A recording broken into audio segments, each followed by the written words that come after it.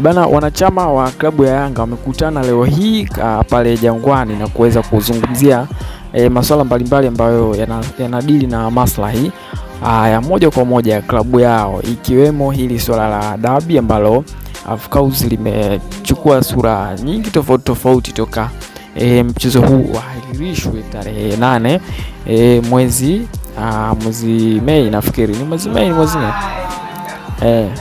Kwa hiyo imekuwa na sura tofauti miongoni mwa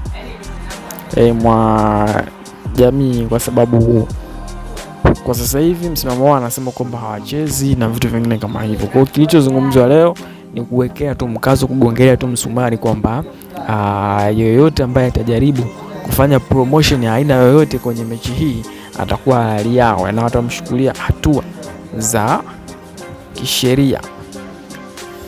Kwa hiyo ni namna tu ambavyo wao wenyewe wameamua kujimwambafai kwenye jambo hilo, kwa sababu ukiangalia upande wa Simba wenyewe wako tayari kucheza mechi, lakini shida iko kwao. Lakini pia amezungumza afisa habari wa bodi ya ligi, akasema kwamba tiketi ambazo zitatumika siku hiyo ni tiketi ambazo ziliweza kubatilishwa hiyo Mei 8 ambayo hiyo Aprili 8 nafikiri, ambayo ilibidi ichezwe.